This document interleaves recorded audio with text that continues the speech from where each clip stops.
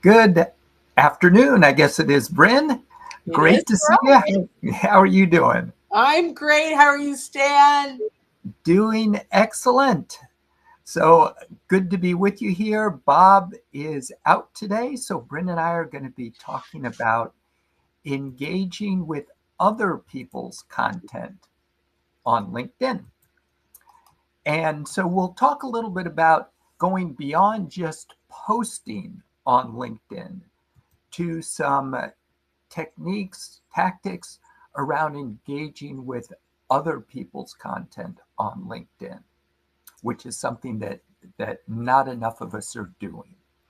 So look forward to diving into this. Brenda, you ready for the first one? I am ready. All righty. Number one is engaging with people in your network. So this is a big one, right, Stan? Like I think we so under leverage the people we've connected to, especially many of these folks are people that we have connected with a purpose. These are Yes. people that we want to network with, that we want to prospect, that are stakeholders or have a purpose in our network, yet we connect and forget. And so engaging on their content is an easy way to stay top of mind, right? Now, here's our challenge. There's a few challenges. The first one is, all right, so I go to my news feed and I'm like, okay, I'm going to scroll and scroll and scroll till I see content. By the way, I'm probably only seeing content from 7 to 10% of the people that I'm connected to that are sharing. Mhm. Likely they're not the right people that we're looking to connect with. And every other post is an ad. Yeah, Has that been your experience? exactly. So staying in the newsfeed rabbit hole is just not a good use of time. But Yes, Bryn, you come up with a great solution to help people get more focused. I have, Stan. We have. And here's the easy way to overcome that major issue. Create a search for posts. Most people don't even recognize this is possible. But if you go into the search bar and hit enter, you're going to see a whole world of filters. One of them is posts. So if we click on posts, and then I think it's latest, right? Is that the term I Yeah, always latest is the one. Let me just make sure that they're calling it I latest these know. So I this think week. and then you click on um, first and people you follow, or go to all filters, first and people you follow, and the author's industry. So that will help you bring it down. It could be more than one industry. That can help you really bring it down to the industries you serve. And now you're going to get a feed of all of your network's content in order of the latest post. Now, at this point, we highly recommend that you bookmark this. And once a day, you can go in, look at all the content from all the right people that you are connected to, and engage.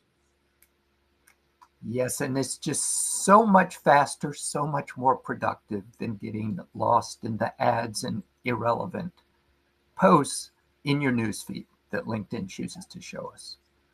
Agreed. So that is awesome. So bookmarks in general are just a super underutilized feature. They're so valuable. So that when you're looking for something, all you have to do is go to the right bookmark. Just make sure you organize your bookmarks and name them so that they're easy to find for you and you can quickly come back to them. That is a great piece of advice. Mine is daily content. So that's what I have there. Awesome. I love Good. that. All right. What is next on our list, my friend? So number two is don't just comment, but engage intentionally. And uh, there's the classic great post comment that all of us cringe at now. And I think Bob has actually written a post about that. But Bryn, what do you do to engage more intentionally and stand out among those who are reacting and dropping the great posts in? So I love it. The first thing is read the post, read the content. Number one, right? Yes. Duh. Okay. Now, if you're still like, I really don't know what to say, find a quote from that content that resonated with you. I really loved how you talked about X, Y, and Z, or this was my big takeaway from this post. And you're copying and pasting a quote from that content. That is one way to be intentional. Another one, and this is something we probably don't do enough, but if I read something, I go, man, this is something Stan, it's about Sales Navigator, and I think Stan would really love this. Mention someone else that might get value from that post. That's a really good way to be intentional. Like, I have a great post. I'm like, hey, at Stan Robinson, check this out. I think you might find value in it. Brings value to Stan and the author of that post. Exactly. What are some other things that you can think of? Yeah, you mentioned at mentioning, which is something that's also underutilized. Just be cognizant. You don't want to overdo that, and you want to make sure that if you tag somebody, that it is definitely relevant for them. Thank you and for that. Yeah, and if you're directly connected to them, it won't hurt to also drop them a DM, a direct message, saying, hey, I saw this. So it increases the odds that they will actually engage. Wonderful advice. So you hit them twice. Yeah. As long as it's common, it's relevant, it can't hurt to let them know, because you won't be doing it to the same people every day. Yeah, and to that end, getting permission from them to publicly mention them too. So maybe I'm networking with Brad Pierce, who's also big into LinkedIn, and I say, hey, if I happen to see something that that Brad might like, hey, Brad, if I see that, can I publicly mention you? Are you comfortable with that? And if he says yes, I may mention him more. Then, right? Yeah. It also gives him exposure, but that permission really does help. Now, I know, like when Stan knows, he has 100% permission to mention me anytime, and Bob. All three of us sort of have a understanding, but we also can mention the company, Social Sales Link, at any time. So internally, it's pretty safe. It's when you start mentioning external people that you need to be aware. Yep, I need to be a little bit more cautious. Yep. All righty. The next one is engaging with influencers on LinkedIn. And I'm going to put these two together, Bryn, because we have engaging with influencers as number 3, and then engaging with well-known people in your industry is number 4.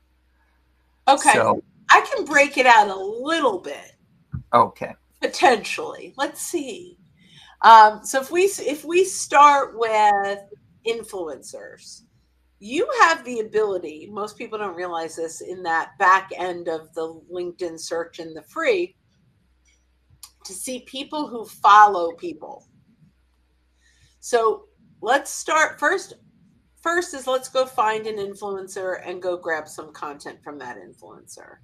So I'm just going to stick with Brad. Why not? Brad Pierce is an influencer with some great content, and he is attracting the same people that I have to be careful.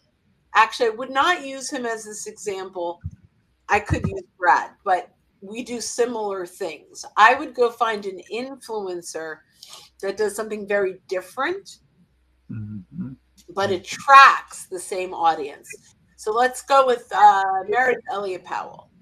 She is, and Mark Hunter, right? They're influencers in the sales space. They've got a great podcast every Saturday morning. I've met lots of people. This is actually really how I've used it. Every morning at 8 a.m., I am on their live stream podcast engaging with all the other people that are engaging in their, which I need to learn how they get so much engagement. They do. But I now meet people in their network that I want to know, right? So that's number one. So that's where they are the magnet of Yes. people for me. Now let's take this to the next level of influencer.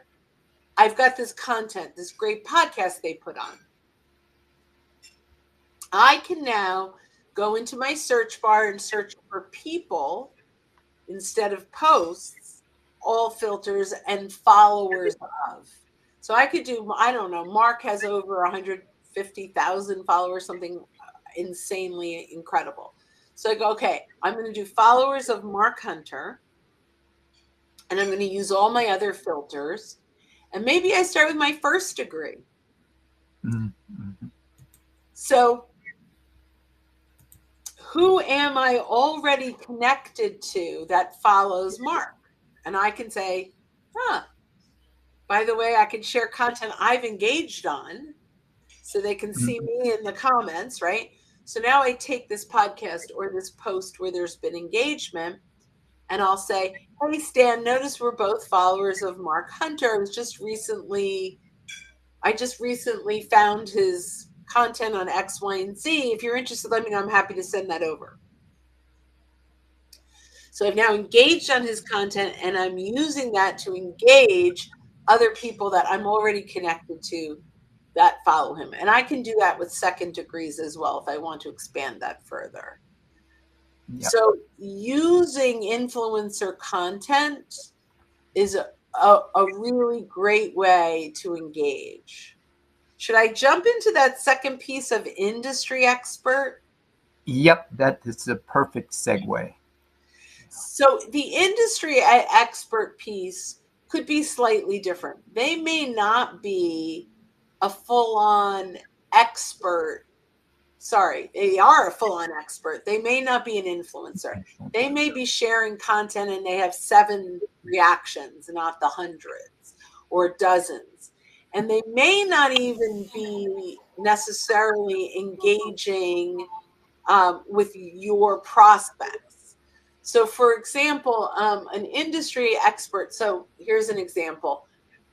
We work with a lot of professional services, insurance companies, for example, and wealth management companies. There are industry experts in those areas that our prospects might have interest in that really has nothing to do with what we do. Mm-hmm.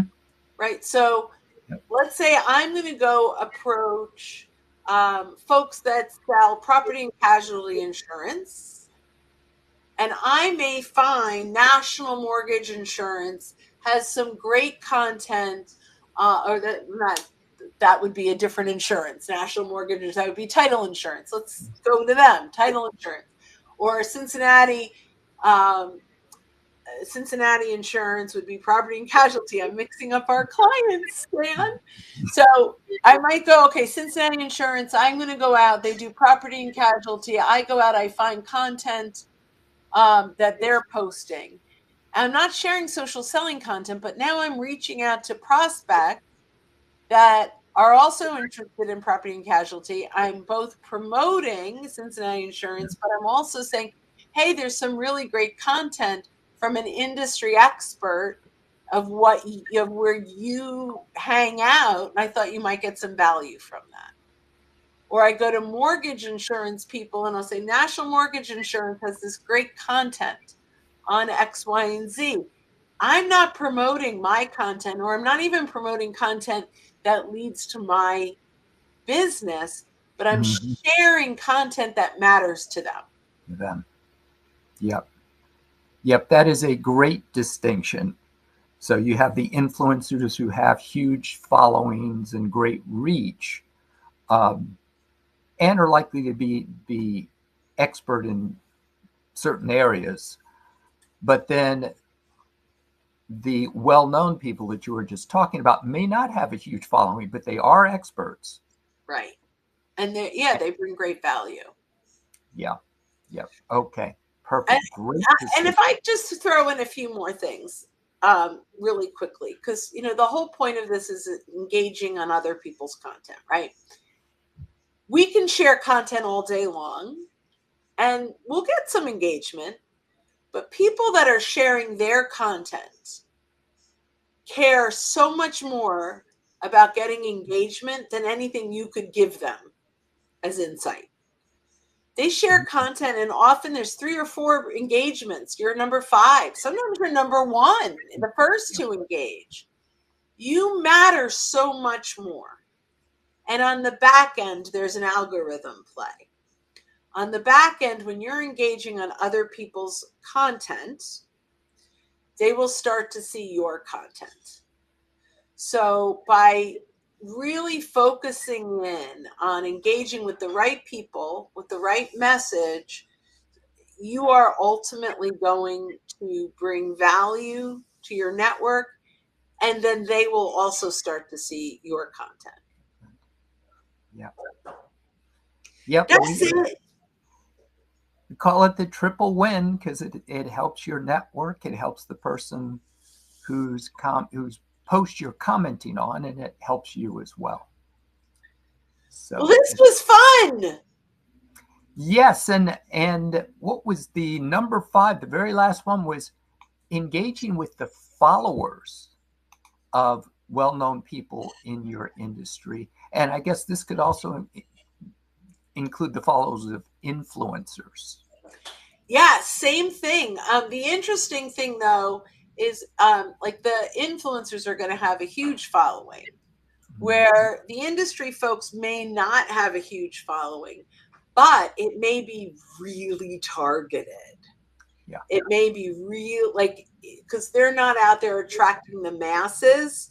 They're out there attracting the exact people that you probably want to have conversations with. So by doing followers of, you may only get a few, but they may be the right ones. Yeah, exactly. So much more targeted. So good. As always, this has been amazing. Always appreciate it. Any last thoughts just on engaging with other people's content? One that comes to mind for me, and then I'll let you wrap up, is we hadn't mentioned listen notes in a while. And that's a good one. So if you have someone in mind and you say, I think this person will probably have some great content that will appeal to a particular one of your prospects, you can go search on Listen Notes, and I believe it's listennotes.com. Yep. And search by keyword for people and content topics. So it will cut the time down that you have to spend trying to find a great piece of content to share with a specific individual that will bring value to them. I love that. And that's perfect. So let's just kind of wrap a bow on that, because I love that you brought that up. So now we've gone and we engaged on the live stream of Meredith and Mark. Now I go to Listen Notes and I find maybe a previous podcast that they have done. And I grab that link. So now I've engaged on this content. I've reached out to followers of those folks that I found in my filters. And not only am I able to share the piece of content where I've engaged, I now have another piece that say, if you like this, you're also likely going to like this. Let me know. I'm happy to send a link. And then follow up with a question. Who else do you follow? What other podcasts do you listen to? Right? And just have a real world conversation. Yep. I love that. Full offer, not just engage, but get those conversations going.